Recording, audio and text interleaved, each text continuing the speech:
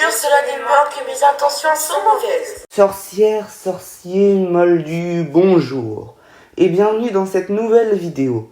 Les mois passent et nous sommes déjà en novembre, une des meilleures saisons pour se replonger dans l'univers d'Harry Potter.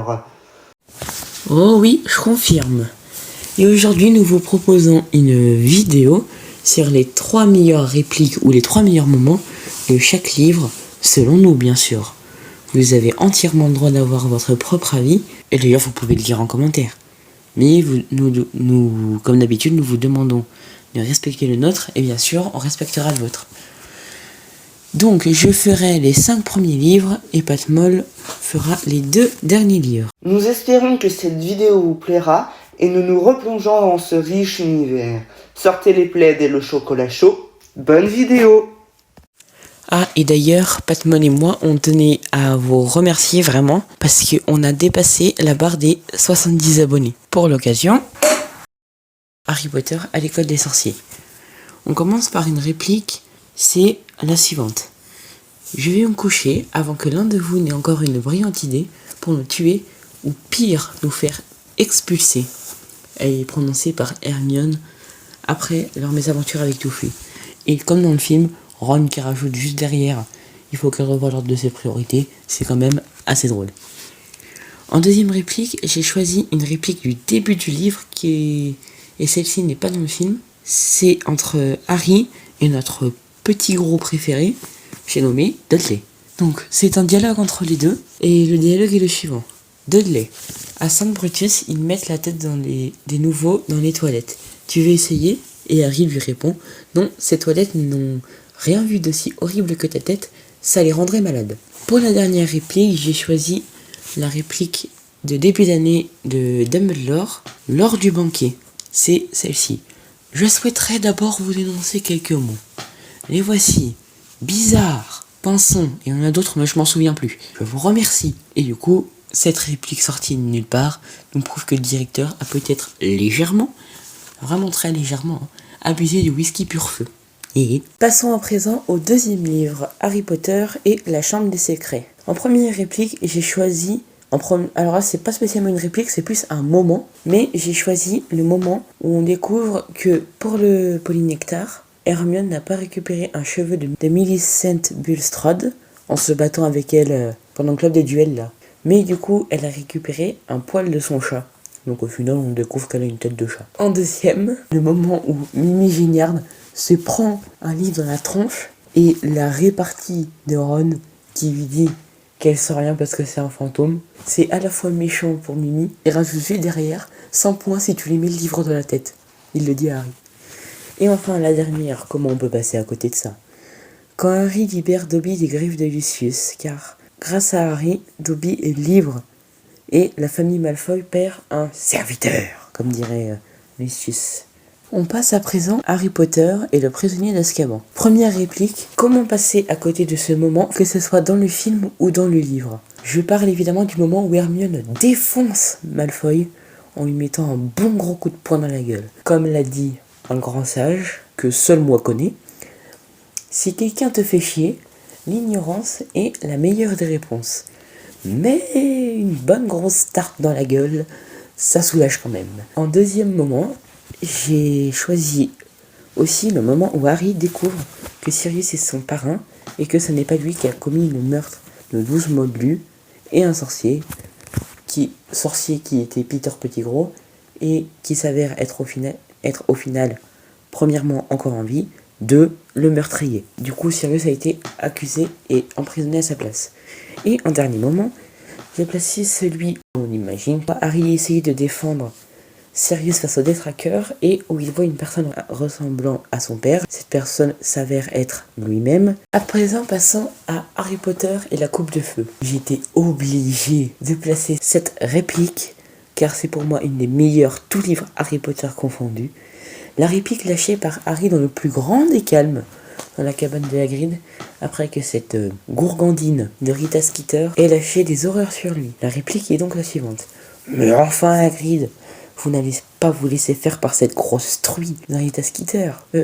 Excusez-moi, professeur, en parlant du professeur Dumbledore. J'ai eu un soudain accès de surdité et je n'ai aucune idée de ce que de ce que tu viens de dire, Harry. Déjà, leur réplique où il insulte Rita Skeeter de grosse truie, et il a raison, c'est hilarant. Mais en plus, le truc qui rajoute derrière, c'est trop drôle. En deuxième, j'ai également choisi le moment où Harry sauve pendant la deuxième épreuve Ron et attend que les trois autres candidats, Cédric Diggory, Krum et Fleur, qui viennent chercher leur être qui compte le plus pour eux. Finalement, seule Fleur n'est pas arrivée et Harry a remonté l'être le plus cher pour elle. Et en dernier moment, j'adore le moment où durant le combat contre Voldemort, toutes les personnes qu'il a tuées apparaissent à côté de lui et crée un lien entre la baguette de Voldemort et la baguette de Harry. En gros, qu'ils le défendent. J'ai choisi pour Harry Potter et l'Ordre du Phénix, en première réplique, j'ai choisi le date de Harry et de sa copine de courte durée Cho Chang qu'ils ont fait chez Madame Pieds-Dodu.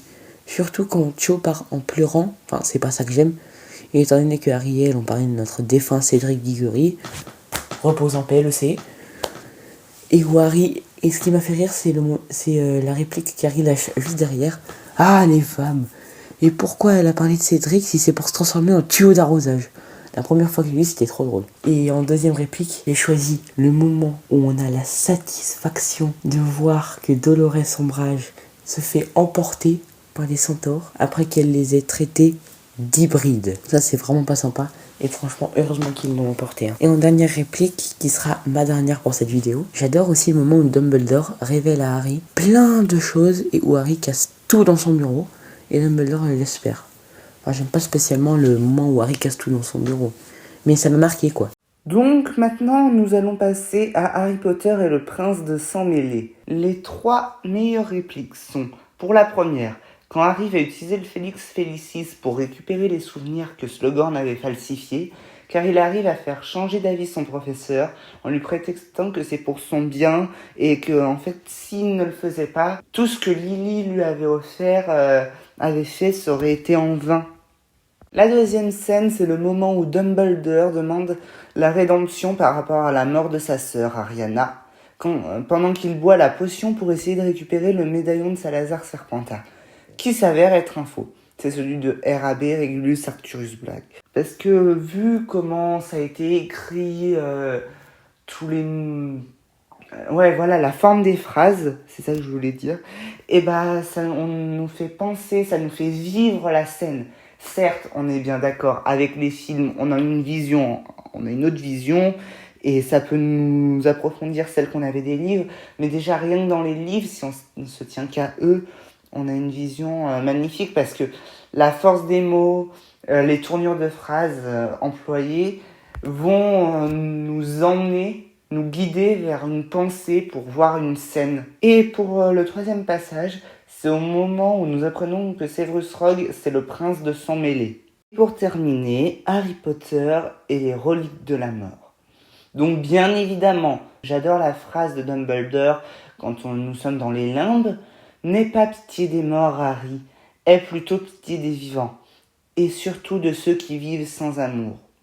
On a un exemple précis de personnes qui vivent sans amour, c'est Voldemort, bien évidemment. Je pense, en tout cas c'est l'interprétation que je lui donne, cette phrase elle fait référence à Voldemort pour moi à 1000%.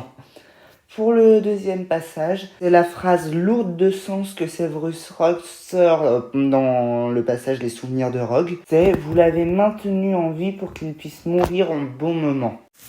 Ah, et pour cette réplique, je me permets de rajouter un petit détail. J'adore aussi la réplique qui suit, après tout ce temps prononcé par Dumbledore, toujours prononcé par Rogue, quand justement ce cher professeur Rogue a fait apparaître son patronus de biche identique à celui de Lily Potter, dont il était amoureux. Je te confirme que moi aussi j'adore cette réplique, Lunar. Mais ça aurait fait une réplique en plus et je me devais de mettre la réplique qui suit. Pour terminer, donc, cette vidéo, en beauté, j'adore la réplique. Enfin, plutôt le passage entier, qui est malheureusement absent du film, et c'est triste parce que ça aurait été un passage magnifique à voir. C'est le moment où Harry révèle à Voldemort tout le plan que Albus Dumbledore avait préparé pour qu'à la fin, il soit anéanti. Par Harry, bien évidemment. Et du coup, vraiment le moment où... C'est pas, on va dire, le plus marrant, mais c'est le meilleur moment pour moi. C'est quand Harry lui dit à qui appartient réellement la baguette de Suro. Et dans quel camp Rogue était réellement? Parce qu'en fait, il est en train de lui dire « T'as rien compris, mais vraiment archi rien compris à la vie, Tom G-User ». Si la vidéo vous a plu, n'hésitez pas à laisser un like, commenter et surtout abonnez-vous en activant la cloche des notifications pour ne rater aucune prochaine vidéo.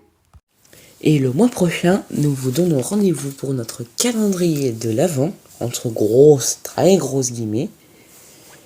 Et oui, nous reprenons le format de 1 short par jour jusqu'au 31 décembre. Et donc lundi 1er décembre à 10h, on se retrouve pour ouvrir la première case. Enfin, plutôt lancer la première vidéo du mois de décembre. Méfait accompli.